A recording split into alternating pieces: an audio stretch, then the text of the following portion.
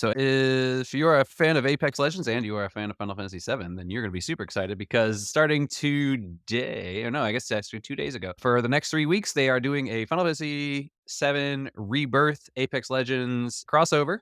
And this is interesting because they're changing the main game mode. So now what you can do is you can play through and you can break certain things. I believe they call them catics. They're little cactuars, which are the little cactus things. They'll drop materia, which is the basically solidified magic crystals. And you can use those as pop ups on your guns, and they're going to do different things. Like they're going to be able to block damage, or they're going to be able to you add lightning to your attacks, or fire, or whatever. So you can add elemental sort of stuff. So they got all that. They also are adding a Buster Sword, which is Cloud's weapon, into the game. So if you have the Buster Sword, you can use it to block. You can use it to block attacks, similar to what Cloud does in Final Fantasy VII. Uses it as a giant shield because it's basically the size of a shield. So you can use it to block gunfire. You can use it to attack people. And if you get all the stuff for or okay, it's going to be available in the loot boxes for this event.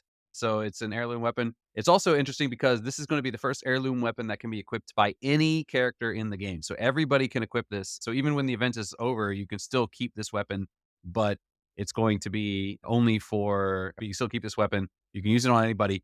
But because it is a limited time heirloom weapon, which means that if you do not get it in this event, you will never be able to get it again later. So you have to get it in this event. So you have to be there.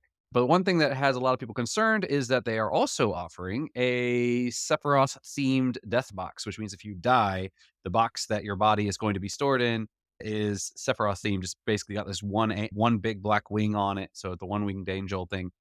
But the problem is to get that, you have to unlock all the content for this event. And there normally, I think there's 24, this time there's 36.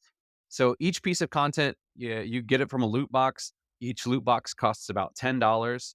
So if you want to get this thing, you basically have to spend $360 on the game just to get this one death box. And that has a lot of people irritated that it's, oh my God, yeah, again, like we were talking about before, you get a game that's free, it's not free. And in fact, a lot of times, if you want, they'll come out with this tempting content that if you want that content, you're actually going to end up spending more on this game than you would if it was a traditional pay model. And I guess there's the argument that these games are going to last you a lot longer than a typical game would last you, right? If I'm playing, say, something like Final Fantasy VII Rebirth, I might get 100 hours out of it. So they say to 100% it should hopefully take around 100 hours to complete. Whereas something like Apex, you're going to be playing for years and years and years. Last year alone, it was my third most played game. It was my third most played game of 2023 after Persona 5. And what was the second one? Oh, Neo 2. I think I had 200 and something hours in Apex. But yeah, so it'll last you quite a while. But yeah, so really exciting for me. I do think, if I remember correctly, if you have Apex has 3 forms of currency. They have I don't remember what they're called. You have Apex coins, that's the real money one, and then you have a red crafting material you have blue crafting materials, I think, or red crafting materials. I think you can spend the blue currency on some of these things. So if you have some of that stacked up, I think you can buy some of the content that way.